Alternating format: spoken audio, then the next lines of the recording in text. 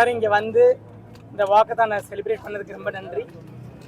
Every year February 4ஆம் தேதி world cancer day, உலக புற்றுநோய் தினம் அப்படின்னு கொண்டாடுறோம். இதில் என்னென்னா மெயின் தீம் என்னென்னா ஒரு மேஜர் அவேர்னஸ் க்ரியேட் பண்ணணும். கேன்சர் வந்து கம்ப்ளீட்லி க்யூரபிள் டிசீஸ். இது வந்து ஒரு கேன்சர் ஆரம்பித்து கேன்சரை டெவலப் ஆகி வர்றதுக்கு இயர்ஸ் ஆகுது. ஒரு 2 நாளில் அப்படி நம்ம டக்குன்னு ஆக்சிடென்ட் மாதிரியோ ஹார்ட் அட்டாக் மாதிரியோ வரதில்லை. இவ்வளோ நாள் வரும்போது நம்ம அந்த நாள் என்றைக்கு ஒரு நாள் கண்டுபிடிச்சாலுமே கம்ப்ளீட்டாக க்யூர் பண்ண முடியும். பட் இந்த அவேர்னஸ் வந்து மக்கள்கிட்ட இல்லை. இந்த மக்கள்கிட்ட இந்த அவேர்னஸ் க்ரியேட் பண்ணுறதுக்காக தான் இந்த வாக்கத்தான், மேரத்தான் இதெல்லாமே பண்ணுறோம். இப்போ நீங்கள் உலகம் ஃபுல்லாக எடுத்துட்டிங்கன்னா கிட்டத்தட்ட 17 லட்சம் பேர் இந்தியா ஃபுல்லாக அஃபெக்ட் ஆகுறாங்க வருஷத்துக்கு. உலகம் ஃபுல்லாக ஒரு 10 மில்லியன் பேர் அஃபெக்ட் ஆகுறாங்க. தமிழ்நாடு மட்டும் எடுத்திங்கன்னா வருஷத்துக்கு 1 லட்சம் பேர்கிட்ட அஃபெக்ட் ஆகுறாங்க. அதில் விமன் கேன்சர்னு எடுத்திங்கன்னா மார்பக புற்றுநோய், கர்ப்பப்பை வாய் புற்றுநோய், இது வந்து 50% உமனுக்கு இருக்குது. இது ரெண்டுமே ரொம்ப ஈஸியாக கண்டுபிடிச்சிடலாம். மேமோகிராம் எடுத்தாலோ இல்லை பேப்ஸ்மியர் பண்ணாலோ ரொம்ப ஆரம்ப ஸ்டேஜில் கண்டுபிடிச்சிடலாம். இந்த ஆரம்ப ஸ்டேஜில் கண்டுபிடிக்கிறதுனால என்ன அட்வான்டேஜ்னா, நம்ம உறுப்பு எடுக்காமையே, அந்த ஆர்கனை எடுக்காமையே அந்த கட்டியை மட்டும் எடுத்து வைத்தியம் பண்ணி ரொம்ப நல்லா க்யூர் பண்ண முடியும். ரெண்டாவது வந்து ஆண்களுக்கு வந்து வர்ற புற்றுநோய் எல்லாமே நுரையீரல் புற்றுநோய் ரொம்ப காமனாக வருது, இரைப்பை புற்றுநோய் காமனாக வருது, வாய் புற்றுநோய் காமனாக வருது. இது மூணுக்குமே ரொம்ப காரணம் என்னென்னா நம்மளோட smoking habits, smoking and alcohol habits. இந்த ஸ்மோக்கிங் ஆல்கோஹால் ரெண்டையும் விட்டுட்டோம்னாவே நம்ம வந்து முக்கால்வாசி கேன்சர் வராமல் தடுத்துக்கலாம். இதில் மெயினாக நான் சொன்ன மாதிரி இப்போ பேசும்போது சொன்ன மாதிரி சீட்ஸ்னு ஒரு கான்செப்ட் க்ரியேட் பண்ணியிருக்கோம். சீட்ஸ் ஃபஸ்ட்டு சீட் வந்து ஸ்டாப் ஸ்மோக்கிங். எஸ்ஸுங்கிறது வந்து ஸ்டாப் ஸ்மோக்கிங். ஸ்மோக் ஸ்டாப் பண்ணாலே 50% கேன்சரை தடுத்துடலாம். ரெண்டாவது eat healthy and exercise regularly. Eat ஹெல்த்திங்கும் போது நல்ல வெஜிடபிள்ஸ், ஃப்ரூட்ஸ், அதுக்கப்புறம் நல்ல எக்ஸசைஸ், இதெல்லாம் பண்ணாலே வந்து நம்ம பாதி வகையான கேன்சரை தடுத்துடலாம், வராமல் தடுத்துடலாம். அடுத்த வந்து எஜுகேட் யுவர் செல்ஃப்.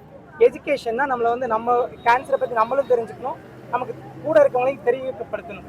அப்படி தெரிஞ்சுக்கும் போது என்ன ஆகும்னா தப்பான நம்பிக்கைகள், தப்பான மூட பழக்க வழக்கங்கள் நிறைய இருக்குது கேன்சரை பற்றி. கேன்சர் வந்து இறந்து போயிடுவாங்க, கேன்சர் ஒருத்தருக்கு தொற்றும், அந்த மாதிரிலாம் எதுவுமே கிடையாது. கேன்சர் வந்து நிறைய பேர் நல்லா இருக்கவங்க தான், ஆனால் வெளியில் யாரும் சொல்கிறது இல்லை.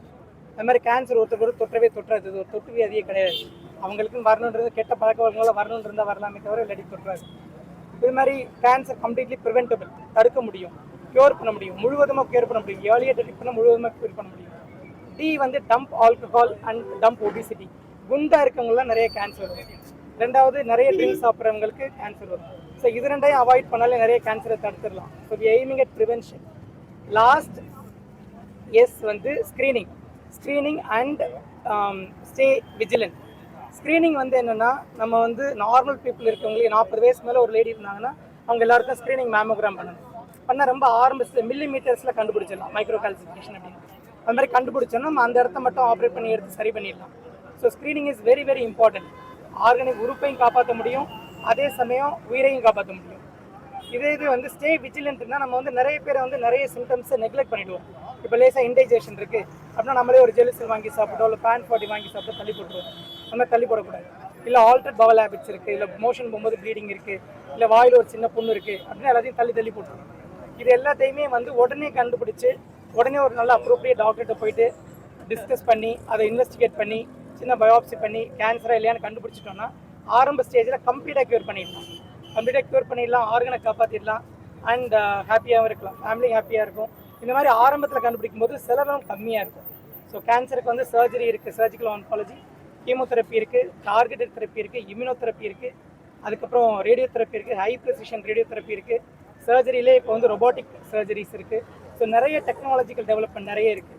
இதை யூட்டிலைஸ் பண்ணிக்கிறது வந்து நம்ம பேஷண்ட் கையிலையும் அந்தந்த இன்ஸ்டியூட்ஸ் கையிலையும் இருக்குது. ஸோ இது எல்லாருக்கும் ஈவனாக கிடைக்கணும் அப்படிங்கிற ஒரு அவேர்னஸ் கிரியேட் பண்ணுறதுக்காக தான் கிளினிக்கல் எல்சிடி மூலமாக கிளினிக்கல் இன்ஸ்டியூட் ஆஃப் ஆன்காலஜி அப்படின்னு we have big oncology department, அது மூலமாக இந்த வாக்கத்தானெலாம் கிரியேட் பண்ணி இதை வந்து ஒரு அவேர்னஸ் வாக்கத்தானே கிரியேட் பண்ணுறோம். ஸோ மீடியா நண்பர்கள்லாம் இதை வந்து சரியான முறையில் பப்ளிக் எடுத்துகிட்டு போயிட்டு சரியான செய்திகளை சொல்லி ஒரு அவேர்னஸ் கிரியேட் பண்ண வேண்டிக்கிறேன். நன்றி.